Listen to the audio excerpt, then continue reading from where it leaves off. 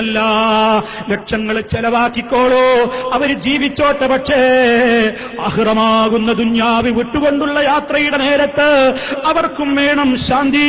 അവരെ പറഞ്ഞേച്ച നമുക്കും വേണം ശാന്തി. ആ ശാന്തി കിട്ടാൻ ആവശ്യമായ വൈജ്ഞാനിക തീരമാണ് പ്രൊഫ്കോണിന്റെ സദസ്സുകൾ. അവിടെ തൗഹീദ് പഠിപ്പിക്കും, സുന്നത്ത് പഠിപ്പിക്കും, റബ്ബാരെന്ന് പഠിപ്പിക്കും. മോനെ മോളെ, നീ ഉറങ്ങിയാലും നിന്നെ അറിയുന്ന റബ്ബുണ്ടെന്ന് പഠിപ്പിക്കും. നിന്റെ ഉപ്പ കാണുന്നില്ലെങ്കിലും ഉമ്മ കാണുന്നില്ലെങ്കിലും ആരുടെ കണ്ണുകൾ ഉറങ്ങിയാലും മോളെ മോനെ, റബ്ബിന്റെ കണ്ണുകൾ ഉറങ്ങില്ലെന്ന് പഠിപ്പിക്കും. റബ്ബിനെ കുറിച്ച് ശരിക്കും ബോധവൽക്കരണം നടത്തും, സുന്നത്ത് പഠിപ്പിക്കും, ബിദ്അത്ത് മാറ്റി നിൽക്കാൻ പറയും, ഇസ്ലാമിന്റെ വേഷവിധാനം സംസാരിക്കും, അതിന്റെ കാര്യങ്ങൾ പഠിപ്പിച്ചു കൊടുക്കും. അങ്ങനെ വേണ്ടതൊക്കെ ഒരു കുടക്കീഴിൽ അവർക്ക് ഒരുക്കി കൊടുക്കുന്നു. ആ സംവിധാനം, ആ പ്രോഫ്കോൺ, ഇത് കേവലം ഒരു വിദ്യാർത്ഥികളെ എംഎസ്എമ്മുകാർ ചെയ്യേണ്ട ഒരു ബാധ്യത ഒന്നുമല്ല. 19ാമത്തെ കൊല്ലമാണ് ഇത് നടക്കുന്നത്. നിങ്ങളൊക്കെ ഓരോരുത്തരും ആർക്കൊക്കെ ബന്ധപ്പെട്ട മക്കളുണ്ടോ, അത് ചെന്നൈയിൽ പഠിക്കുന്നവരും കോയമ്പത്തൂരിലുള്ളവരും ബാംഗ്ലൂരിലുള്ളവരും ഇന്ത്യയിലെ കേരളത്തിലെ മറ്റു ഭാഗങ്ങളിലുള്ളവരും കേരളത്തിന്റെ ഔട്ട് ഓഫ് സ്റ്റേറ്റിലുള്ളവരും ആരൊക്കെയാണോ, നിങ്ങളവരെ പറഞ്ഞേക്കണം, അവർക്ക് വേണ്ട പ്രോത്സാഹനം നൽകണം. അവർ നന്നാവട്ടെ.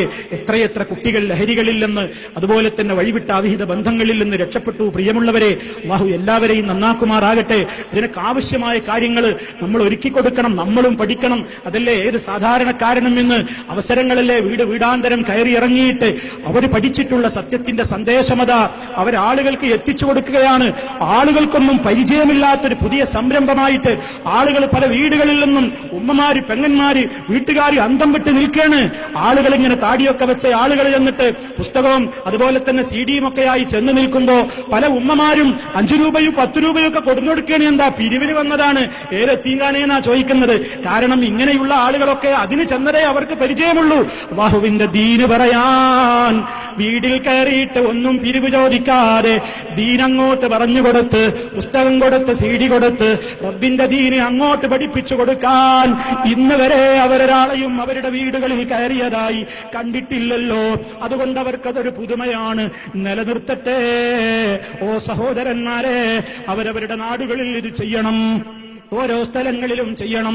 ഡോർ ടു ഡോർ എന്ന് പറഞ്ഞ് പലരും പരിഹസിച്ചാലും ഡോർ ടു ഡോർ നമ്മുടെ സന്ദേശം എത്തണം. ദീന് പഠിക്കണം. അതിന് വിസ്ഡം സ്കൂളുകളിൽ, ക്ലാസുകളിൽ നിങ്ങൾ പോകണം. ആവശ്യമായ മെറ്റീരിയലുകൾ സ്വന്തമാക്കണം. അതോടൊപ്പം തന്നെ സഹോദരന്മാരെ, ഇന്നിവിടെ പ്രകാശനം ചെയ്തില്ലേ, അതേ വണ്ടിയുള്ള, കാറുള്ള, വാഹനമുള്ള, ഡ്രൈവിംഗ് അറിയാവുന്ന ആളുകളുടെ വണ്ടികളിലേക്ക് നൽകാനുള്ള MP3 സംവിധാനമാണ് ആ ഉദ്ഘാടനം ചെയ്തത്.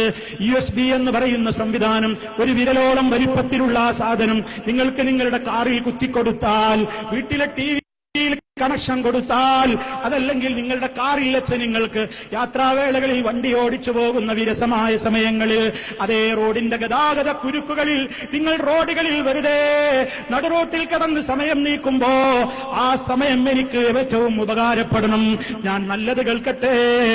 പ്രഭാഷണത്തിന്റെ സീഡികൾ നിങ്ങൾക്ക് അത് നിങ്ങൾ വാങ്ങണം പ്രിയമുള്ളവരെ. എന്നിട്ട് വാഹനമുള്ളവരിലേക്ക് നിങ്ങൾ ആ സീഡികൾ എത്തിക്കണം. കാശ് വാങ്ങിക്കോളൂ. USB വെറുതെ കിട്ടൂല, MP3 വെറുതെ കിട്ടൂല. കാശ് വാങ്ങിക്കോളൂ. കാരണം എന്താണ്? ഒരു വാഹനത്തിന്റെ ഉടമക്കൊരു CD വാങ്ങാൻ കഴിയാതിരിക്കുകയില്ല. അതുകൊണ്ട് നിങ്ങൾ ഇനി വെറുതെ കൊടുക്കുകയാണെങ്കിൽ അങ്ങനെയും കൊടുത്തോളൂ. ഏതായാലും വണ്ടിയുള്ളവരിലേക്ക്, വാഹനമുള്ളവരിലേക്കൊക്കെ ഈ സന്ദേശം എത്തിക്കുവാനുള്ള ഈ പുതിയ സംരംഭം, അല്ലാഹുവിന്റെ ദീന് എത്തിക്കാനുള്ള ഏത് മാർഗത്തിലേക്ക് ആരൊക്കെ എന്തൊക്കെ സഹകരണങ്ങൾ നൽകിയോ, തളർന്നു കിടക്കുന്ന ദിവസം അതൊക്കെ നമുക്ക് ഓർത്ത് സന്തോഷിക്കാം. അല്ലാഹു അനുഗ്രഹിക്കുമാറാകട്ടെ.